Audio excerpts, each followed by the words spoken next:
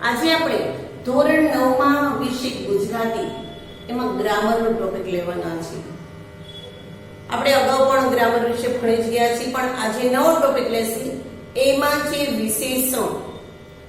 આજે આપણે વિશેષણમાં જે અભ્યાસ કરવાના છે એ 9મા અને ધોરણ 10માં બંનેમાં પૂછાય જ છે, એટલે ખાસ તમે યાદ કરી લેજો કે વિશેષણ એટલે શું, વિશેષણના કેટલા પ્રકાર છે, વિશેષણ ક્યારે મૂકવામાં આવે છે, વિશેષણ સંજ્ઞાની આગળ મૂકવામાં આવે છે, સંજ્ઞાની પાછળ મૂકવામાં આવે છે, એ આપણે આજે અભ્યાસ કરીશું। તો પહેલા જોઈએ કે વિશેષણ એટલે શું। તો કે જે સંજ્ઞા છે, જે નામ છે,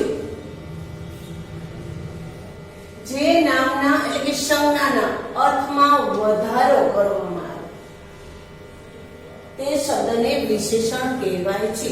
ફરીથી વિદ્યાર્થી મિત્રો, જે નામના એટલે કે સંજ્ઞાના, નામ એટલે કે સંજ્ઞા, કોઈ પણ નામ આપણે બોલીએ તો કે મકાન, તો મકાન કેવડું મોટું છે તો એને નામ કહેવામાં આવે છે। સંજ્ઞાના અર્થમાં વધારો કરતા શબ્દને વિશેષણ કહેવામાં આવે છે। હવે બીજું છે વિશેષ્ય એટલે શું। તો કે જે નામને એટલે કે સંજ્ઞાને વિશેષણ લાગ્યું હોય તે સંજ્ઞાને વિશેષ્ય કહેવાય। જે જો ફરીથી વિશેષણ અને વિશેષ્ય બે અલગ છે, ધ્યાન રાખજો। વિશેષણ એટલે જે નામના એટલે કે જે સંજ્ઞાના અર્થમાં વધારો કરતું હોય તેવા શબ્દને વિશેષણ કહેવાય, અને જે નામના વિશેષણ લાગ્યું હોય, જે નામને વિશેષણ લાગ્યું હોય તે સંજ્ઞાને વિશેષ્ય કહેવાય છે। હવે આપણે જોઈએ કે વિશેષણના કેટલા પ્રકારો હોય છે। તો કે આમ જોઈએ ને તો વિશેષણના 3 પ્રકારો છે, મુખ્ય 3 જ પ્રકાર છે। પહેલું છે સ્વરૂપની દ્રષ્ટિએ, બીજું છે અર્થની દ્રષ્ટિએ અને ત્રીજું છે સ્થાનની દ્રષ્ટિએ। જો પહેલું છે સ્વરૂપની દ્રષ્ટિએ, પછી છે અર્થની દ્રષ્ટિએ અને ત્રીજું છે સ્થાનની દ્રષ્ટિએ। હવે એમાં પણ પાર્ટ પડી ગયા છે, એમાં પણ પ્રકાર આવી ગયા છે। તો કે એમાં સ્વરૂપની દ્રષ્ટિએ જોઈએ તો એમાં વિકારી વિશેષણ અને અવિકારી વિશેષણ છે। અર્થની દ્રષ્ટિએ જોઈએ તો ગુણવાચક, સંખ્યાવાચક, સાર્વનામિક, પરિમાણવાચક અને વિશેષણનું પણ વિશેષણ, એવા 5 આવે છે। અર્થની દ્રષ્ટિએ વિશેષણ આવે છે। હવે સ્થાનની દ્રષ્ટિએ જોઈએ તો અનુવાદ વિશેષણ અને વિધેય વિશેષણ। હવે આ છે વિશેષણના પ્રકારો અને તેના પેટા પ્રકારોની આપણે વાત કરી। હવે જોઈએ આજે કે વિશેષણના જે સ્વરૂપની દ્રષ્ટિએ વિશેષણ મૂકવામાં આવે છે તો એને શું કહેવાય છે, એટલે કે એના આપણે ઉદાહરણ જોઈએ। વિકારી વિશેષણ, તો વિકારી વિશેષણ એટલે શું અને વિકારી વિશેષણના આપણે થોડા ઉદાહરણ પણ જોઈ લેશું। તો કે પહેલા એ જોઈએ કે વિકારી વિશેષણ એટલે શું। તો કે જે વિશેષણના પદમાં નામના લિંગ અને વચનના પ્રમાણે ફેરફાર થાય તેને શું કહેવાય, તો કે એને વિકારી વિશેષણ કહેવાય। ફરીથી હું અહીંયા લખતી જઈશ અને વિકારી વિશેષણ,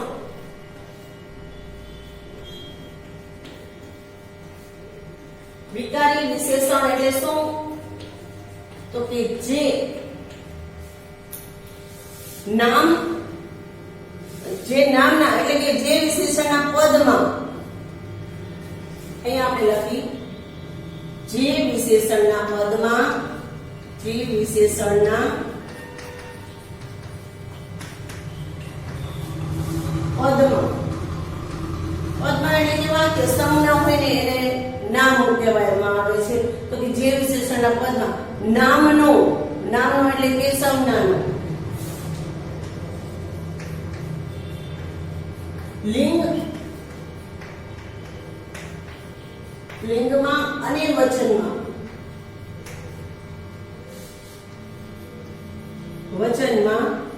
ફેરફાર થઈ જાય,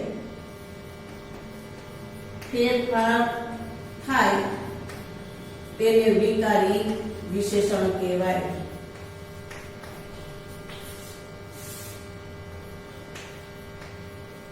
વિશેષણ કહેવાય।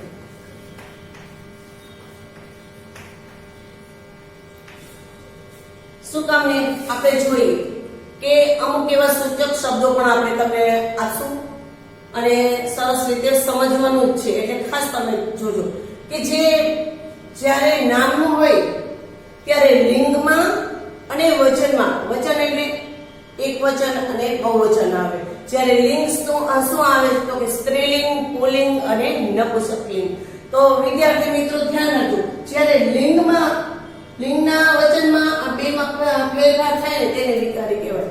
લિંગમાં ફેરફાર થઈ જાય અને વચનમાં ફેરફાર થાય ત્યારે આપણે જોવાનું છે કે જ્યારે લિંગ હોય, વચન હોય ત્યારે આ વિશેષણો છે એ ફેરફાર થઈ જાય છે.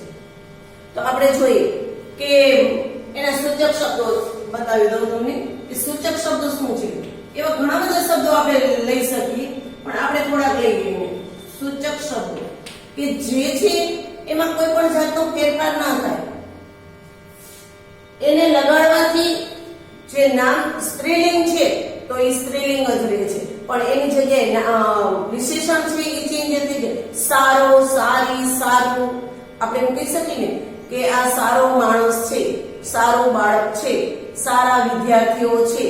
એવી રીતે તો કે જે વિશેષણ છે એ નામને લીધે એમાં ફેરફાર થઈ જશે કે આમાં સ્ત્રીલિંગ છે તો એ સારી થઈ જાય, પુલ્લિંગ છે તો સારો થઈ જાય, નપુંસકલિંગ છે તો સારું થઈ જાય. તો એવી રીતે જે ફેરફાર થઈ જાય છે ત્યારે તેને વિકારી વિશેષણ કહેવાય છે. હવે જોઈએ કયા કયા શબ્દો છે તો કે મીઠું, સારું, માંદું, આવા ઘણા બધા આપણે લઈ શકીએ. સારું કીધું તો તેમને કહી દીધું ને કે સારું, સારું કે સારી, ઉઘાડું. આવા તમે ઘણા બધા વિશેષણના જે સૂચક શબ્દો છે એ લઈ શકો.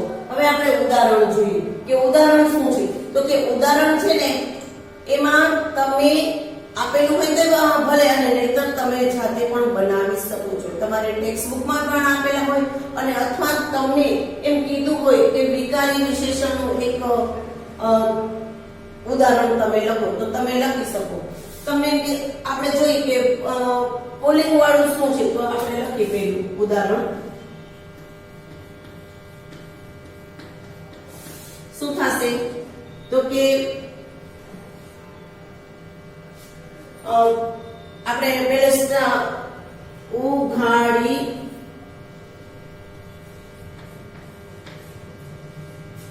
થાળી.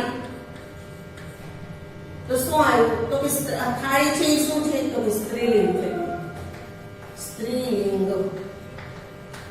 આમ આપણને તરત જ ખબર પડી જશે કે ઉઘાડી થાળી, આ થાળી છે તો એ સ્ત્રીલિંગ થઈ જાય છે. હવે જોઈએ આપણે કે ઉઘાડો ખોરાક,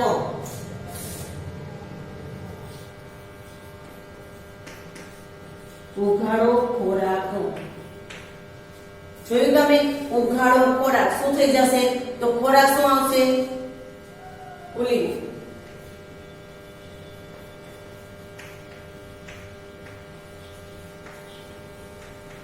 પુલ્લિંગ છે. એવી રીતે તમે નપુંસકલિંગ પણ લખી શકો કે ઉઘાડું બારણું. તો શું આવશે બારણું શું થઈ જશે તો કે બારણું છે એ નપુંસકલિંગ થશે.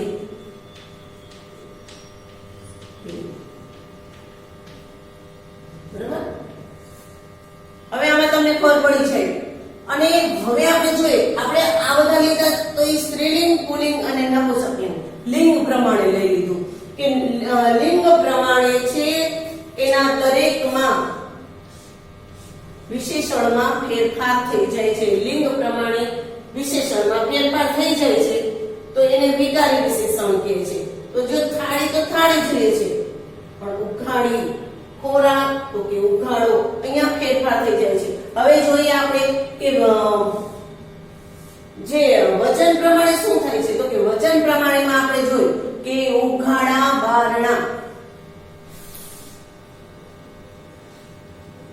ઉઘાડા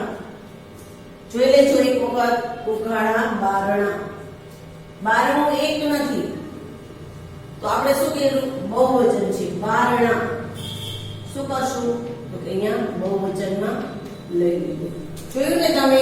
તો વચન પ્રમાણે પણ એનો ફેરફાર થઈ જાય છે. તો વિદ્યાર્થી મિત્રો, આ છે વિકારી વિશેષણ. તો હવે આપણે શું જોઈશું તો કે અવિકારી વિશેષણ. શેનો પ્રકાર છે તો કે સ્વરૂપની દ્રષ્ટિએ છે એનો અવિકારી વિશેષણ હવે આપણે જોઈએ. આ તમે જોતા જાજો અને લખતા જાજો, બરાબર છે?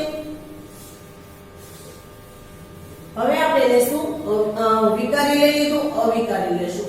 અવિકારીમાં પણ આપણે જોશું કે કેવી રીતે એનો ફેરફાર કરી શકાય છે.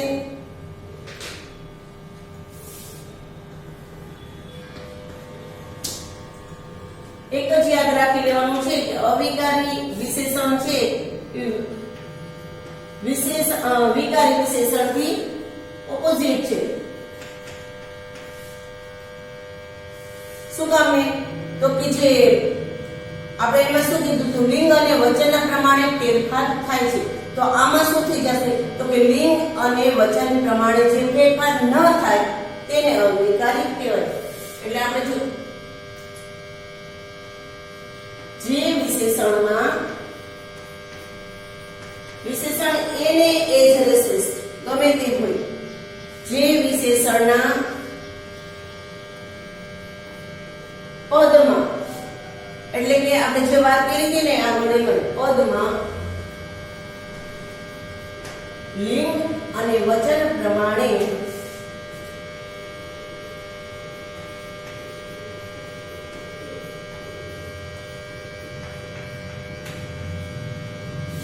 ફેરફાર ન થાય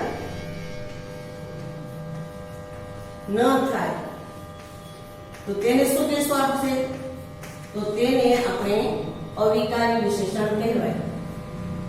અવિકારી વિશેષણ કહેવાય.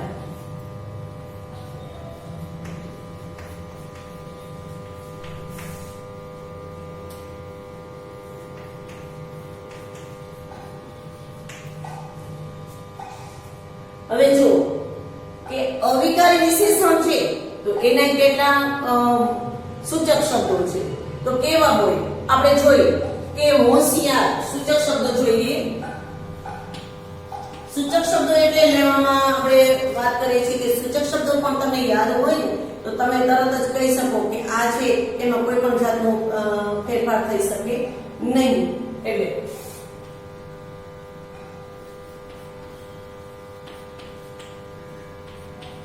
હોશિયાર,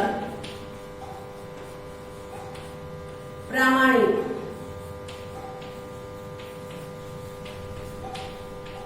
ચતુર, આ તો ઘણા પણ લઈ શકીએ, તો ઘણા બધા લઈ શકીએ આપણે. હોશિયાર, પ્રામાણિક, ચતુર, ચાલાક, કઠોર, સામાન્ય, બારીક, બારીક એટલે ઝીણું, નિયમસર, 50 વગેરે આપણે એવા સૂચક શબ્દો પણ લઈ શકીએ. અહીંયા આપણે એના ઉદાહરણ માટે લીધેલા છે શબ્દો, પણ હવે જોઈએ કે એના ઉદાહરણ આપણે દેવું હોય તો આપણે કેવી રીતે દઈ શકીએ. તો હવે આપણે ઉદાહરણ જોઈએ છીએ કે ઉદાહરણ છે એમાં કેવી રીતે ફેરફાર થાય. ઉદાહરણ હવે એમાં કીધું છે પણ આપણને એમ કીધું કે તમે લિંગ અને વચન પ્રમાણે ફેરફાર થઈ શકે નહીં. હવે આપણે જોઈએ તો લેશું ચાલાક સેવિકા. ચાલાક સેવિકા, સેવિકા એટલે શું થઈ જશે તો સ્ત્રીલિંગ થઈ જશે. તો સેવિકા છે એ સ્ત્રીલિંગ છે.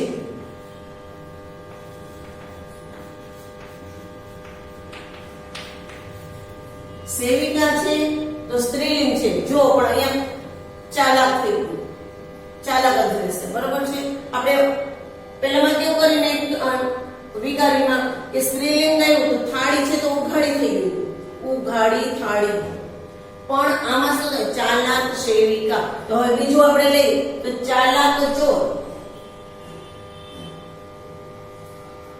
ચાલાક ચોર તો ચોર એટલે પુલ્લિંગ, ચોર એટલે તો પુલ્લિંગ.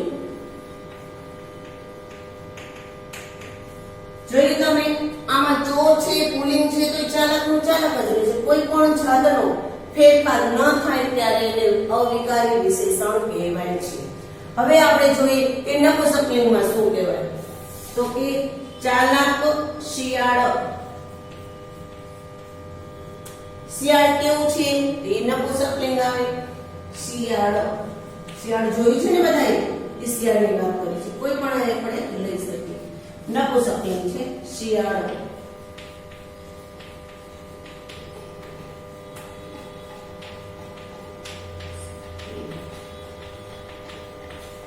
બરાબર, ઓકે.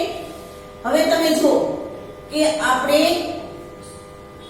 ત્રણ લિંગમાં જોયું, સ્ત્રીલિંગ, પુલ્લિંગ અને નપુંસકલિંગ. તો હવે આપણે જોઈએ કે જો આપણે બહુવચનમાં લેવું હોય તો આપણે હજી લઈ શકીએ. તો આપણે બહુવચનમાં લઈએ તો શું થઈ જશે? ચાલાક વિદ્યાર્થીઓ. એક વિદ્યાર્થી નથી, કેટલા છે તો કે વિદ્યાર્થીઓ છે. વિદ્યાર્થીઓ એટલે બહુવચન. એક હોય તો આપણે એક વચન કહીએ, પણ બહુવચનમાં લઈ લીધું. ચાલાક વિદ્યાર્થીઓ. તો અહીંયા વિદ્યાર્થીઓ છે એ બહુવચન છે.